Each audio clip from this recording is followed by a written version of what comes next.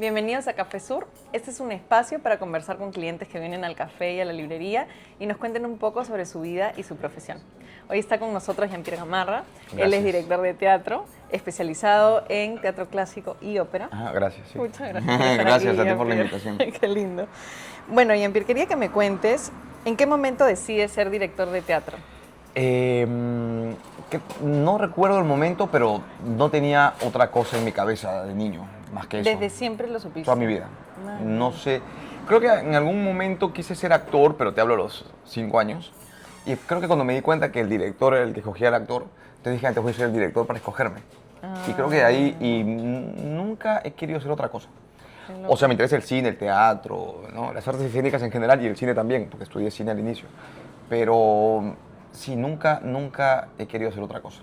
De hecho, he tenido muchos trabajos, he trabajado de todo por la vida, ¿no? Para mantenerme fuera y todo, pero siempre, creo que desde niño.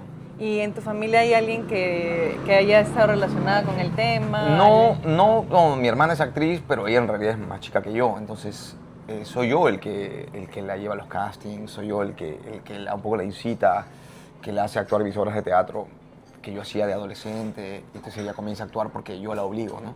¿Y artistas en la familia como...? No, así? nadie. El Mira. papá de mi mamá, a quien no he conocido muy bien, era pintor.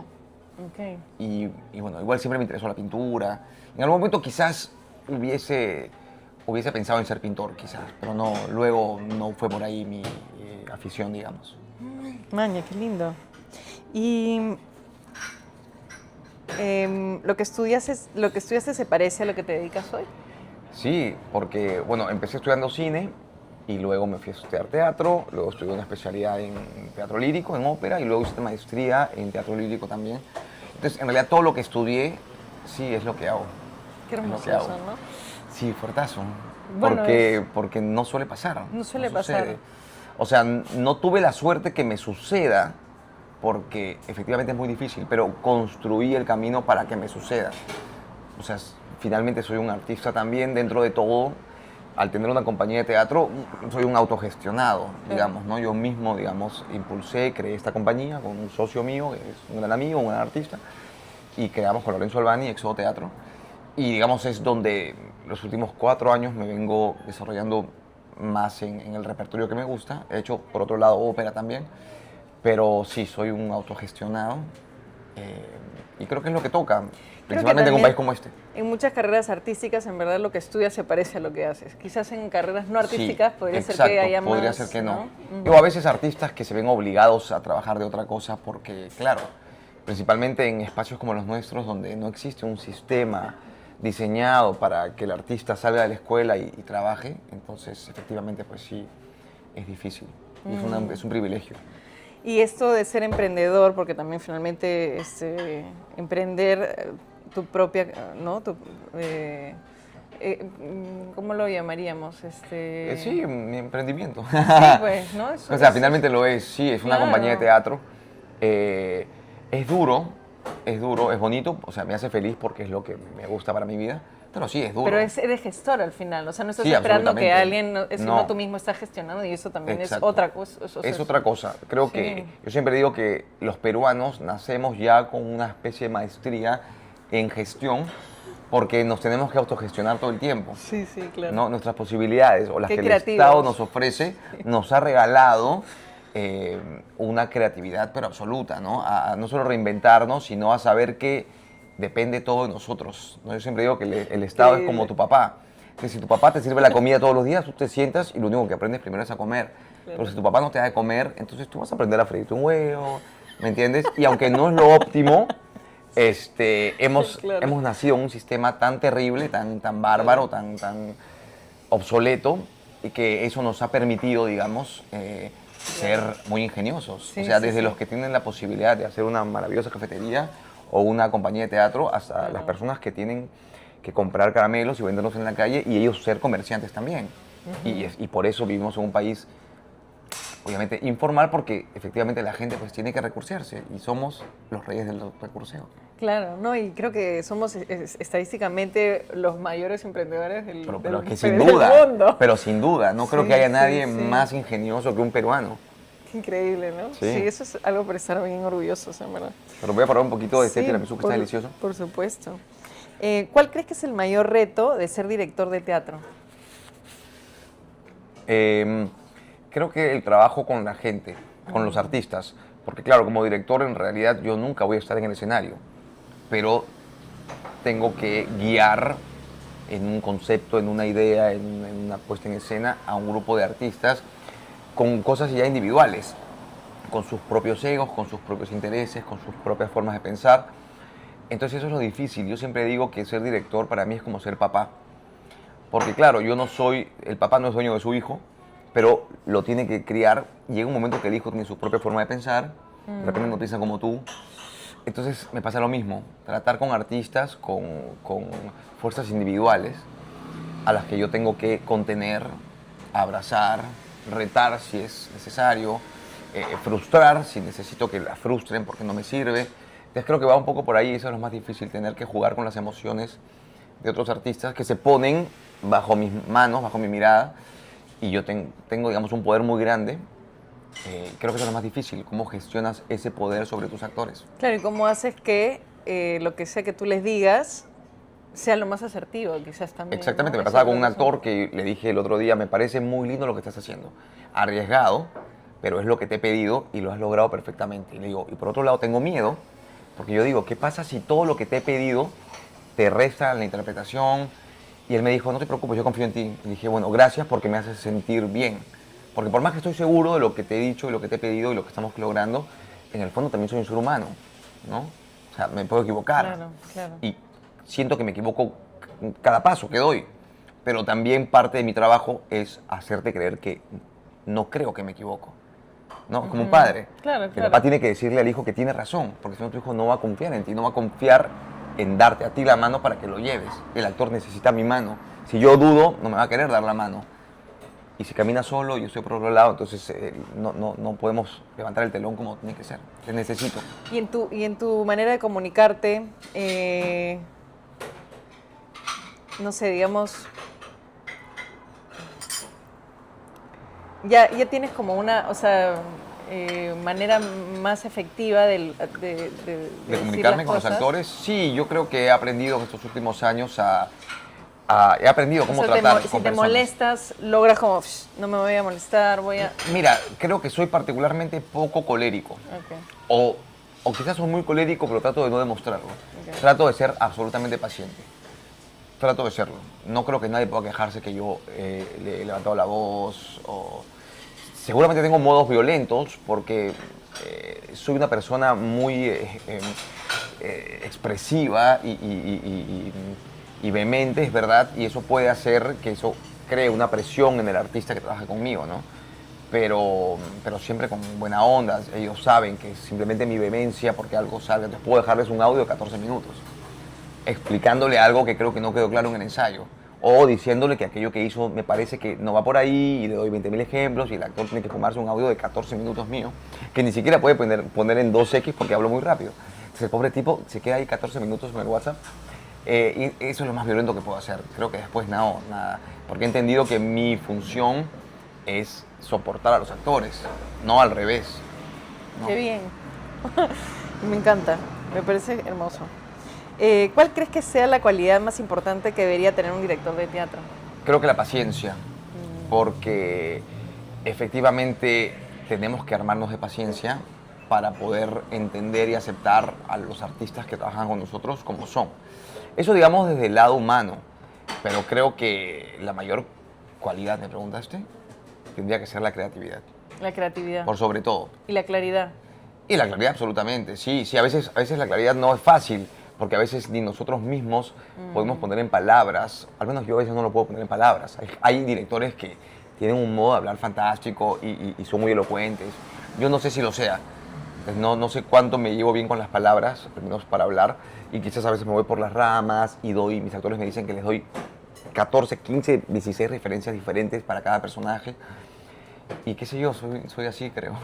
No sé cuán claro soy, pero sí al menos sé que soy creativo y que soy paciente y que al menos me hago entender. Imagino, ¿no? Maravilloso. Espero. Bueno, sí, es verdad, hacerse entender es básico para todo, ¿no?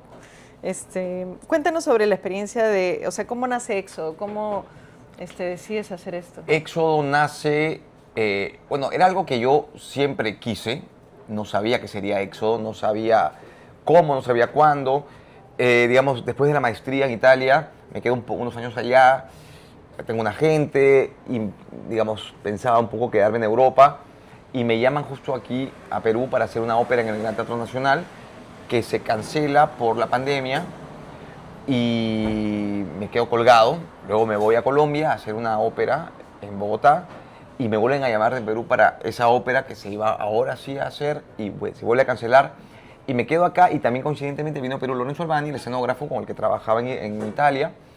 Y estaba también el Alvarado porque hacía la escenografía de este espectáculo.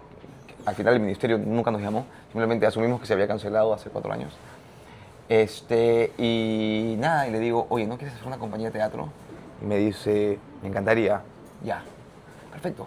¿Cómo se va a llamar? Y él me dice, Éxodo. Y le digo, wow, ya voy a hacerlo. Y ya está, y así funcionó. Y él tenía un espacio que estaba construyendo. Y yo le digo, oye, qué alucinante esto, ¿por qué no hacemos ahí una Salomé de Oscar Wilde? Este es fantástico. Y le digo, ya, hay que presentarlo al Teatro Británico. Y después le digo, ¿y sabes qué? Mi sueño es hacer el Misántropo de Molière. Ya, hagamos. Y al día siguiente me envía un boceto de escenografía que finalmente es casi el 90% de lo que finalmente fue ese montaje. Se cambiaron solo algunas cosas, pero era casi perfecto a lo que yo imaginaba. La Alianza Francesa le presentó el proyecto, dice que sí, y así, en agosto del 2022, hicimos la primera obra con Éxodo. Hermoso. Y tuvimos la suerte de no parar, pero fue así. Y con los actores fue igual. Yo dije, quiero este actor. Nunca en mi vida lo he visto actuar, solo en una película. Lo contacté y me dijo, sí, me interesa. Y llamé a otro actor que ya había visto. Y me dijo, sí, me encanta. Y así todo fue funcionando y no sé, acá estamos. Qué hermoso. Además hiciste algo que no había, porque... Claro, no había una compañía que se dedique a trabajar textos clásicos. No había, Como que la gente le tenía miedo, sentían que el público no iba a tolerarlos. Incluso uno de los actores me dijo, ¿estás seguro que este texto va a funcionar?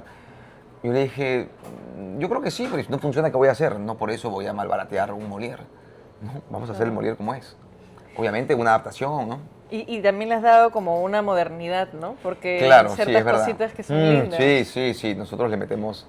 es decir, lo que pasa es que yo siempre digo que Molière ya se murió, por ejemplo. O sea, yo voy a ser Molière, pero lo hago a través de mí. Claro. ¿Me entiendes? Es decir, es el modo en que yo veo Molière. Es como, eso es lo lindo del arte. Tú puedes leer este libro y tú entender una cosa y yo entender otra. Tú tener un punto de vista y yo tener otro punto de vista. Claro. De la misma cosa. Entonces, claro, lo que me gusta es impregnar a mis espectáculos aquello que soy. ¿Me entiendes? Y creo que sufro si un espectáculo no es al 100% una representación mía también. Y esto que traes, o sea, como propuesta, también hace que quizás más gente se pueda conectar, ¿no? Porque, bueno, son cosas o tragedias o cosas que pasan y pasaron hace muchísimos años, pero que hoy también pueden seguir pasando. Y dilemas que pueden seguir pasando. Entonces, ¿cómo hacemos para que hoy te sientas conectado con eso, ¿no? Y es increíble. Creo que es la mirada, ¿no? creo que es la mirada. Es decir, del mismo modo que yo a veces me puedo sentar con una persona de 25 años y aburrirme porque tiene una falta de espíritu que te quieres matar, me puedo sentar con una señora de 80 con un espíritu en la vida que no dejo de mirarla porque es alucinante su energía. Entonces, ¿qué te puedo decir? Es una obra de 1600, puede tener, si es leída con fascinación, si es leída con creatividad, con ímpetu, puede tener mucho más brillo que algo escrito hoy, ¿no? Y estas obras que han trascendido la historia, de la literatura, del teatro, por algún motivo han trascendido, porque tenían ese brillo.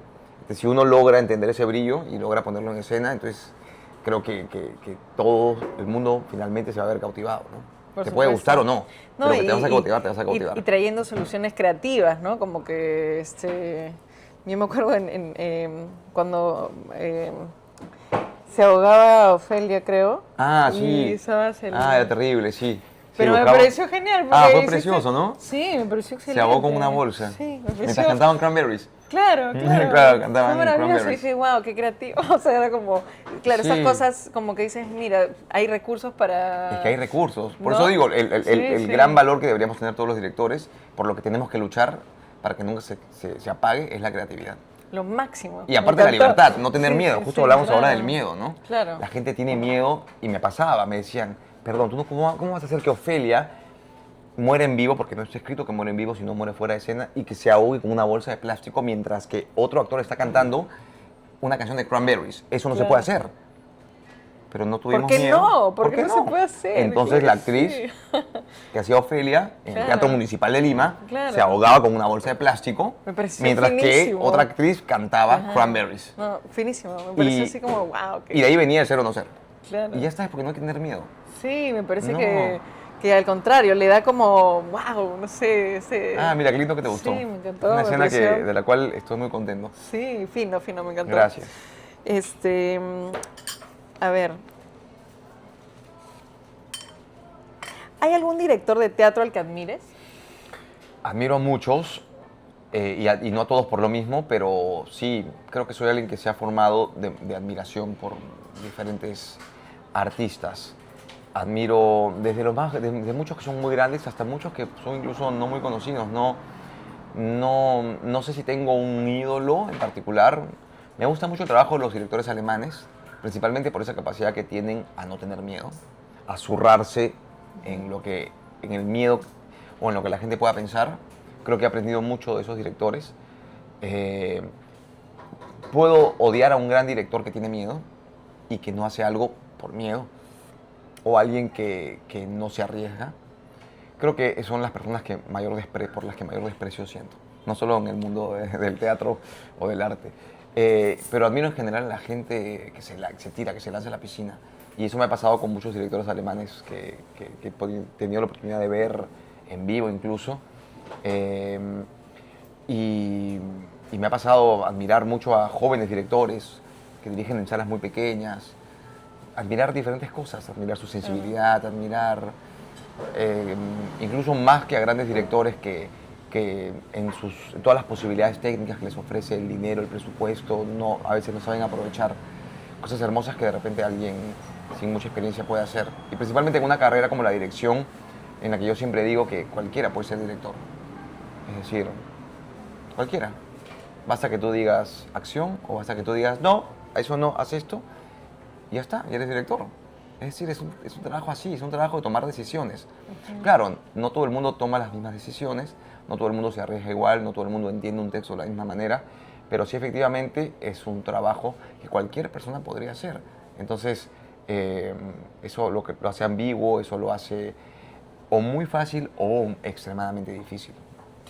Claro, y aparte también, entonces algo como yo siento como world class, ¿no? Como que trae esa, o sea, no sé, yo muchas veces veía pues estas producciones del Metropolitan en el UEK, ¿no? Que te acerca a algo que es world class y ves las escenografías y ves esto y decías, ay, ¿por qué en Perú no puede haber algo así, man? O sea, con esa sensibilidad, o sea, porque acá mucho tiempo estábamos muy acostumbrados a que, no sé, todo tenía que ser demasiado literal, ¿no? Entonces de repente empiezan a ver cosas como, no sé, pues un poco más minimalistas también, que son, no sé, o sea, visualmente preciosas, ¿no? Entonces yo he sentido contigo que has traído así un poquito así como, a ver, miren, el mundo se está haciendo esto. Ah, mira, muchas gracias. Bueno, efectivamente sí, en Éxodo tenemos una preocupación por la plasticidad, una preocupación por que todo lo que hagamos sea artístico en todo el sentido de la palabra. Es decir, que ponemos el tiramisú acá, no sea ponemos el tiramisú acá. La escena, llega el mozo y pone el tiramisú. Eso es literal. De repente, qué sé yo puedo decirte, vamos a hacer que la mesa sea de tiramisú. Claro. Y de repente, mientras conversamos, como el tiramisú, que es la mesa, y se caen las tazas. Pero estamos tan entretenidos en la conversación que todo se derrumba porque todo es hecho de mascarpone, pero seguimos hablando y tú dices, ¡hala, qué loco! Claro. Entonces eso de repente me da la sensación que la conversación era tan interesante que todo se empezaba a derretir y todo era hecho de chocolate. Y no sé. Ahí, entonces digo, ya, la escenografía va a ser de mascarpone. No claro, sé. Claro, pero de repente eso tenía un significado, ¿no? Sí. Que permitía sublimar la conversación, o sublimar la escena, o sublimar la muerte de Ofelia. Qué locura. ¿Me entiendes? Entonces, no sé, nace un poco por ahí. Entonces creo que ahí, y aparte yo siempre digo, cuando me preguntan que cómo puedo lograr algo así, creo que en realidad yo lo que hago es, nunca tengo una lectura lineal de una obra. Porque si yo tengo que tener una lectura lineal y voy a leer, pues, no sé, desde lo más básico, La Cenicienta, entonces escena 1, habitación de Cenicienta. Escena 2, cocina. Escena 3, calabaza. Ya, pero si no tengo la cocina, si no tengo la habitación, si no tengo la calabaza, entonces no puedo avanzar. Entonces yo digo, ya esta obra no habla ni de la cocina, ni de la casa, ni de la calabaza. Habla de las oportunidades. Entonces realizo la obra desde la idea de la oportunidad que el personaje tiene para descubrirse a sí misma. Y de repente eso me da una idea y digo, toda la obra va a suceder en el ático de la casa. Y entonces la fiesta va a entrar al ático. No sé, y de repente, ¿qué te puedo decir? Entonces Claro. no, es No como es literal, no claro. es literal, ¿me entiendes? Entonces no hay obstáculos. Hay que desmenuzar, Es claro. como cuando estás en tus sueños no hay obstáculos. Yo te digo, chao, abro la puerta y salgo y estoy en Japón. Claro. Porque en mi sueño no hay límites. Salgo en Japón y de repente en Japón me encuentro contigo, que estás en la cámara, pero tenías otra cara, ¿sabes? No era la misma, pero eras tú. Porque en un sueño pasa todo. Por eso son tan lindos los sueños. Hay que soñar. Hay que soñar. Sí, y después hay que hacer la parte realística, ¿no? Claro, después aterrizas. Pero primero soñamos un buen rato, Sí, soñemos, porque de repente ahí Claro. encontramos. Claro. Yo siempre, hay un amigo que me dice, oye, tú deberías probar hongos. Y le digo, bueno, yo no No es soy de necesario. drogas, no soy de drogas. No creo que las pueda hacer porque soy un tipo que nunca, vengo de una familia muy tradicional. Entonces no es algo que ni he probado de chiquillo, ni lo haría de grande. Pero le digo, puedo entender lo que dices. Porque yo tengo una capacidad de soñar tan grande, ¿no? Y mi fantasía vuela sin necesidad de ningún maravilla. estupefaciente, que en realidad puedo entender, Claro. porque conozco gente que no sabe soñar. Claro, claro. Debe ser durísimo ver la vida gris cuando tiene tantos colores. Sí, ¿no? claro que sí. Qué lindo. Qué lindo. ¿Hay alguna obra de teatro o ópera que te haya marcado? ¿Que yo he hecho o que haya visto? Que O en hayas general. visto, bueno, sí. Algo que me ha marcado. Uy, qué difícil, ¿ah? No lo sé. No te podría decir. Te podría decir que me ha marcado mucho el trabajo de Pina Bausch en la danza teatro. Te podría decir que me gusta mucho el trabajo de Ostermayer. Tiene un Hamlet fantástico. He visto en vivo su Rey Lear. Me fascina todo lo que hace la Comédie Française en París. Aunque a veces son un poco tradicionales, pero admiro esa valentía también de ser tradicionales en un mundo como este. Sí, tengo cosas que me seducen todo el tiempo. No puedo escoger una. Y en teatro, bueno, cualquier cosa de Molière me fascina leerlas. Solo he tenido la oportunidad de hacer 3 o 4 horas de Molière en mi vida, pero me fascina solo leerlo. Me fascina Shakespeare, me fascina la música barroca, Me me encanta la fascina música Mozart. barroca. El barroco me encanta. Sí. Sí. Bach, me amo. Fantástico. Vivaldi amo. Vivaldi, fantástico. Sí.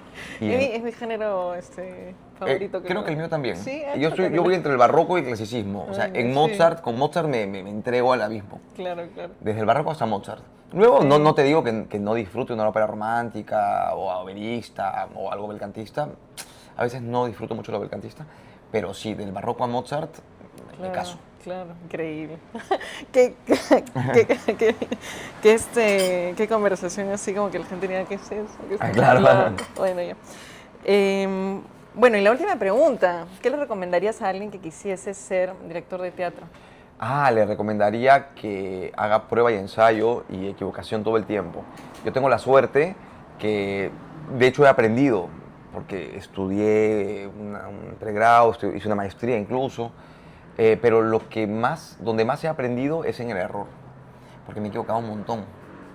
Al punto que la primera obra de teatro, hice las 2 primeras que hice a nivel, obviamente amateur, tenía 16 años, fueron un desastre.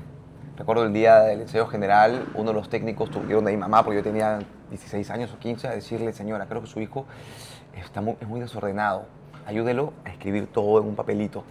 Y mamá me dijo, el técnico de luces me ha recomendado que hagas esto. Ay, mamá, ayúdame. Y al día siguiente el estreno. Y salió medianamente bien, luego lo repetimos. Y cuando la primera obra profesional que hice, igual tenía 17 años, se tuvo que cancelar el día del estreno. Se tuvo que cancelar. O sea, literalmente se canceló el estreno ¿Por a las qué? 4 de la tarde. Porque era un desastre. Era un desastre. Eran actores, algunos muy famosos, para la época bastante famosos, hablo del 2005, no sé, 4. Y era durísimo. Porque claro, tuve que cancelar, era un desastre. Esa cosa no se podía presentar, era impresentable. Faltaba ensayo, las luces no estaban listas, la escenografía no estaba terminada, los actores pusieron a gritar porque, claro, no estaba nada listo y aplazamos el estreno un mes. Y claro, sufrí mucho en ese momento, pero aprendí un montón. Fue como que alguien me dijo, qué bueno que te pasó a los 17 y no a los 35. Entonces creo que les recomendaría eso, que aprendan, porque la dirección, en general el teatro, no es la cosa intelectual que lees en un libro de teología, técnica teatral. No, esa es la teoría. El teatro es una mística, el teatro es un trabajo en equipo, el teatro es levantarte y poner una luz, es aprenderte un texto, es probar, es barrer el escenario, es pedirle a tu mamá su mueble, es pedirle la ropa a tu primo, es pedirle los zapatos a tu papá para que te los preste, es pedirle a... Es eso, es otra cosa. Y creo que ahí se aprende, en el contacto con la gente, en saber cómo resolver, cómo hacer de algo que no existía algo que existe y que solo va a existir durante el momento de la escena y luego va a dejar de existir. Entonces creo que les diría que no crean que ser director es solo dar órdenes. No, ser director es otra cosa. Es aprender desde abajo, es crear una realidad que no existe, pero que va a dejar de existir. Así. Tener mucha sensibilidad, en verdad, ¿no? Sí, sí. Y arduo trabajo. Y estudiar mucho.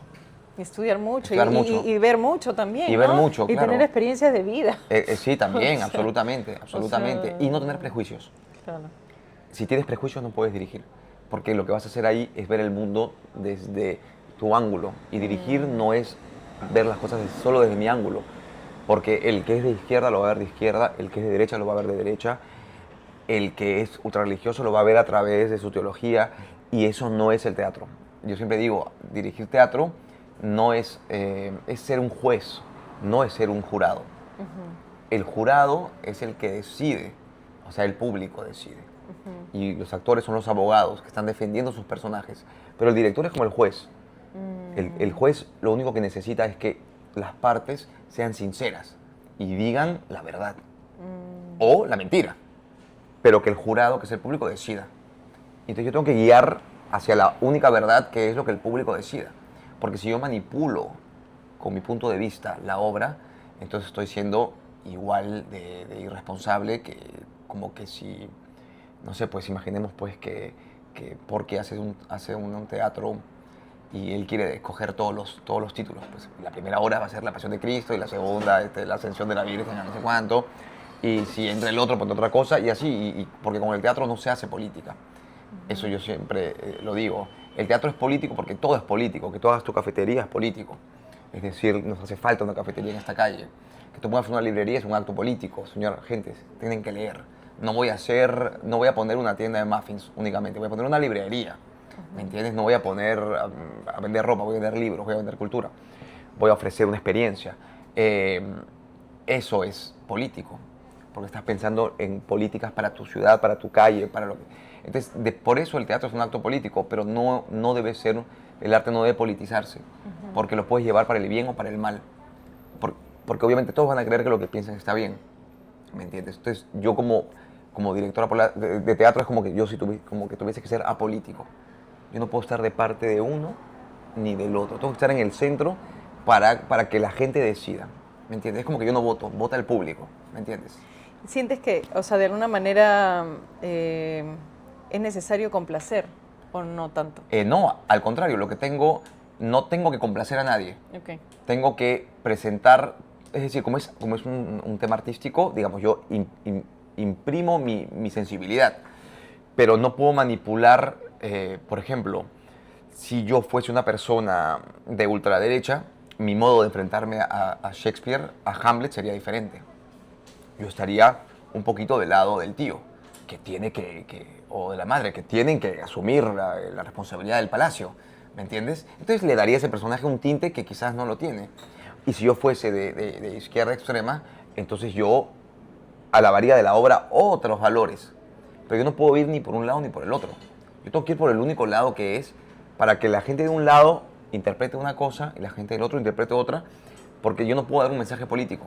Porque yo para dar un mensaje político no me queda una cosa que irme para la izquierda o irme para la derecha. Por dar un ejemplo de la política, ¿no? Claro. O yo no podría hablar, digamos, desde la teología, porque hay gente que no cree en Dios. Y hay gente que sí. Pero si yo creo que solo el cristianismo define el mundo, entonces lo primero que voy a hacer es poner una cruz en el palacio porque Dios tiene que bendecir al rey y de repente eso no representa, ¿me entiendes? Ahora, si la cruz es parte crucial de la historia, la voy a poner porque la historia no se puede cambiar, ¿me entiendes? Si hago una obra de los reyes católicos, son los reyes católicos. Si hago una obra de mi abuelita es católica, ¿me entiendes? Pero si hago una obra de alguien que no lo es, entonces no lo es y no voy a forzar porque yo crea en algo en particular. Yo no puedo creer en nada cuando soy director. Tengo que presentar los hechos, porque no los puedo manipular. Es como la escena del crimen. No se manipula. ¿Me entiendes? Viene el perito y mira eso para que tomen las pruebas. Y ahí el jurado decida quién mató, quién no mató, cuál es el culpable. Si yo manipulo una cosita, entonces estoy manipulando las pruebas de la obra. ¿Me entiendes? Y voy a guiar al público hacia lo que yo quiero y no es lo que yo quiero, es lo que es. ¿Me entiendes? Y eso pues es un poder terrible. Igual me imagino que hay como esta sensación de ojalá guste, porque finalmente es algo que haces para... Sí, eso es para mí otro tema, porque cómo presento las cosas. Claro, es como Si la ojalá presento- la gente conecte Si de lo esta presento con manera. gracia, Claro, si lo presento claro. con gracia, el público lo va a Claro, querer, claro, ¿no? claro. Entonces creo que eso creo que no es mi problema. Mi gran problema es saber que no puedo poner ningún pensamiento particular mío Claro. que sea lo suficientemente trascendental como para politizar una obra, porque Entiendo. no es política, es arte. ¿Y alguna vez has pensado, tipo, hacer cine? Ah, me encantaría. En realidad estoy escribiendo una película. Sí. Qué chévere. Que justamente es un debate entre una provida y una periodista absolutamente progresista. Ah, qué Y genial. una discusión entre a ver quién Porque gana. cine también me parece que es un mundo, pues, también muy interesante No, para fascinante, explorar. fascinante. Yo estudié cine inicialmente, Ya. pero claro, digamos, es un medio un poco más complicado a nivel económico y todo. Y entonces estoy volviendo a adentrarme en eso y espero sacar adelante ese proyecto el próximo año. ¡Qué bien! Ojalá, ¡Qué ojalá. chévere! Ojalá. Bueno, Ojalá. muchísimos éxitos, Gracias. Jean-Pierre. Muchas gracias. Gracias a ustedes por la invitación. Ay.